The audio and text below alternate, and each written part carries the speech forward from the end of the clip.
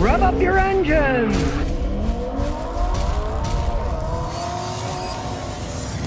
Today I'm going to show you how the Subaru dealer tried ripping this guy off. Now, if you know me in the past, I wasn't the biggest fan of Subaru. They actually make decent cars now. If you get a 4-cylinder and 6-cylinder, they still got problems with those engines. But the 4s are pretty good, the transmissions are better. But look at this rip-off. Okay, you can see, this still has a mud flap here. It doesn't do much, right? Well, the other side, as we go around, the mud flap fell off. There's no mud flap. Boo-hoo! So the Subaru dealer in Pennsylvania wanted between $2,500 and $2,700 to fix the stupid thing, saying, well, it's broken off, we got to take the whole rear section apart, blah blah blah. He's going to just drill new holes, get self-tapping threads and screw them in. I mean, one, what do you really need a mud flap on this thing anyways? It's low enough to the ground and it's a tiny mud flap, right? But they had the audacity of trying to get $2,500 to $2,700 out of this guy for a stupid mud flap. Now, he really likes the car, but he figured, well, that's kind of ridiculous. I mean, this little tiny thing here, right? Come on now. You can put all kinds of fasteners to re-drill and put it on. You don't have to replace the whole bumper and paint it and everything. Even saved the mud guard, you can see there's only 2 screws that hold it in. They're not even broken.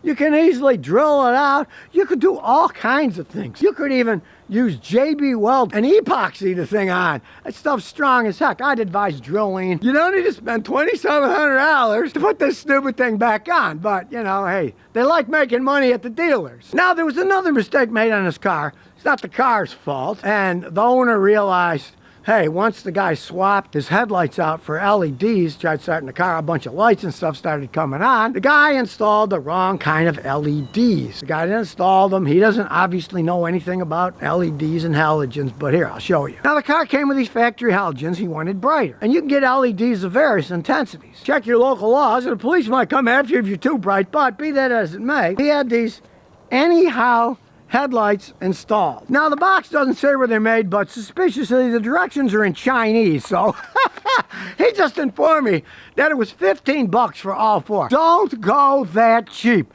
That's a mistake. It's a nice car. He just bought it off lease for like 25 grand, and it's got like 30,000 miles, so it's a good car. Here's what you have to do it right. I'll show how this one was done wrong. So as we look under the hood, you'll see the problem. Aside from them only costing $15 for all 4, here's the LEDs. And they just plug right into the system. There's a connector. They're just plugged in. You want to see how it's done right? Check out my matrix. There's LEDs, but they're well-made LEDs. They're the boss look.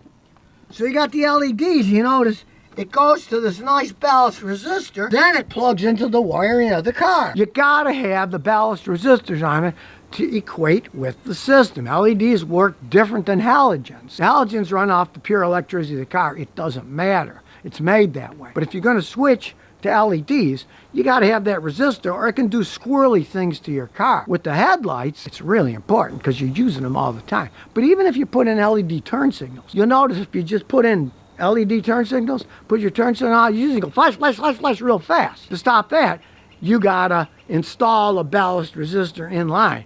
Now, you can't buy a kit that goes in your taillight assembly for that. You put the bulbs in, but then the wire that feeds it, you gotta put a ballast resistor on it. That's just how they work. So, you're gonna put LEDs, you can get bright as you want. No problem. Just make sure you get quality ones that have quality ballast resistors built in, so all you got to do is you still just snap it in. But if it doesn't have the resistor like these cheapies, no, don't do it. You can get electrical problems. It's a big mistake. Now, as I was talking earlier, I was a fan of the old Subarus, but it's been well over a decade that they learned how to make head gaskets on these 4-cylinder engines. They don't blow head gasket anymore. Design flaw of the type of head gasket they were using, the metal they were using, that doesn't exist anymore. These things can run a long time. They're not like the old ones. In that same vein, don't buy a Subaru with a 6-cylinder engine. Their Boxer 4s in here, their Boxer 6s in the bigger ones. They still have having problems. They never perfected those 6-cylinder engines. Stick with the 4, and if you're smart, stick with the 4 like this. that are normally aspirated. Don't buy the turbos, you get more power, but then you will have a tendency of wearing the engine out faster with a turbocharger. All in all, he's been really happy with the vehicle. You can see a lot of corrosion on the aluminum, but that's because he lives in Pennsylvania. It's superficial corrosion. There's nothing you can do about it. Now underneath, they pretty much have figured these things out. You can see That's not corroded or anything. It's not rusted away. It's just the bare metal parts and bare aluminum will get corrosion on them. Has he had any problems with the transmission? No, shift's fine. Start it up. It's got that boxer sound. It's just the noise they make. It's normal. It's a nice interior. Got a lot of room. He's got a guitar in there. The heated seat options because he lives in Pennsylvania. Nice small steering wheel.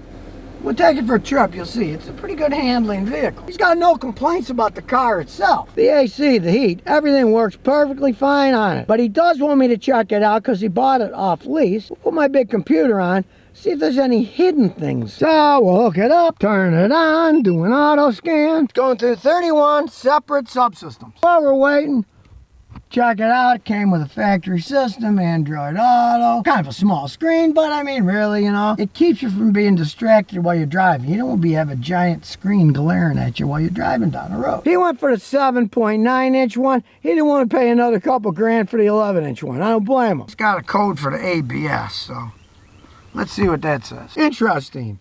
No description found. Trouble code for the ABS, but there's no description for it. Phenomenal. Well, nothing surprising with computers these days. It said that there's a problem in the ABS system, but the codes are for an evap leak and for the crank sensor. But when I diagnose it, I look those up in my book. It says no description found. So, yeah, we're talking about crazy, insane stuff. And there's more, so let's look at these other goofy codes. Combination meter. Let's see what that code is. What magic code will pop up? Read trouble code? Again, no description found. C2200. Now that's a code for ABS module internal communication fault in the module itself. But he hasn't had any brake problems. So really, this could all be because of those stupid lights. The lights could be feeding back and making the computer system trip these goofball codes because they don't have any ballast resistors on them. But it says telematics. Let's see what those are. Here we have mute line circuit and no description found. Now you can see this is Subaru Starling. He got it free for a while. Now they want money for it. So he said, the heck with it, and he doesn't use it. Now he didn't really care about the system, so he left it off. But there's two things on this car that are probably causing all this insanity. One is those LEDs that don't have the ballast resistors. But the other is, he did have an aftermarket remote start put on it. Now in this case, the remote starter is a NewTek made in Taiwan. Now they installed it at the dealer, but it's still, Subaru doesn't make it. It's made by NewTek. And you've been watching me, I'm not a fan of these things. They can cause all kinds of squirrely communications issues. The car runs fine, he doesn't care. He wanted to make sure it's gonna last. But these things, all right, I'm gonna erase them all and we can see if they come back later. But you put in the wrong bulbs without ballast resistors and they had one of these remote starters. I don't advise one using the cheap LEDs. You put ballast resistors, no problems at all. But I am not a fan of these remote starting systems. They can cause too many problems. They're just too complicated. Now everything's green. We'll take it for a road test. Here we go. Backup camera's okay. Smaller screen, but it works. Not gonna get stuck. It's all-wheel drive, and it's high enough in the air. We can fly over the bump here. It certainly sounds like a classic Subaru. Got that little Subaru noise. And no one's coming. I'm shocked. Here we go. It's got a little get up and go. Plenty zippy enough. The transmission's nice and smooth. It has paddle shifters if you want to mess with it yourself. It's certainly quiet enough. Not a particularly noisy car. With this little steering wheel, it's kind of fun to drive. And being all-wheel drive, hey, you're not going to get stuck in the snow with this thing. Aside from the dealer trying to rip them off for $2,500 up to replace a mud flap, hey, he loves the car. It doesn't burn any oil, doesn't slip in any gear. It's actually a decent little car. We'll check the codes. None of them have come back. Everything's green. So as the Matrix drives away, what do I think of the Subaru? It's a nice car.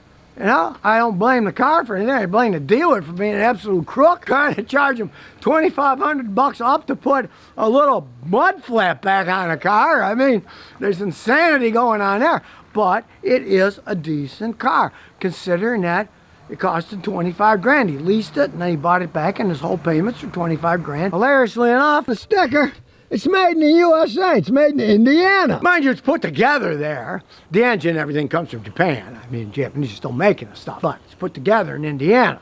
The Hoosiers usually do a pretty good job of building stuff. I've had Toyotas from there. They were excellent trucks. I mean, there's nothing wrong with something built in Indiana, you know? It sure beats the heck out of all these companies moving their crap down to Mexico, like Ford and GM and Chrysler. That quality control is non-existent. Oh, I gotta say, I give a good grade to this vehicle, other than the dealer trying to rip them off on a minor repair, which is typical. And to add a bonus, it may be all-wheel drive, but driving here from Pennsylvania on the highway going 65, he averaged 41 miles a gallon in this thing. And he pushes 29, 30 miles a gallon when he's in town, stop and go. It's really good for a conventional engine vehicle that runs as good as this does and rides as well.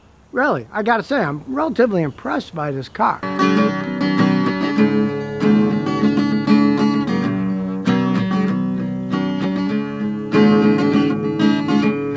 You gotta love Scotty, the auto YouTube goat. He won't go for your wallet, or go for your throat. Rev up your engines and let him roar. He's the man that knows the score. Scotty the auto YouTube goat. He's the man and he won't go for your wallet or your throat.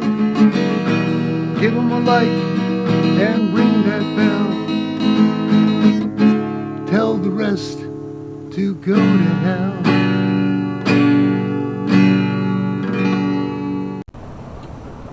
So if you never want to miss another one of my new car repair videos, remember to ring that bell.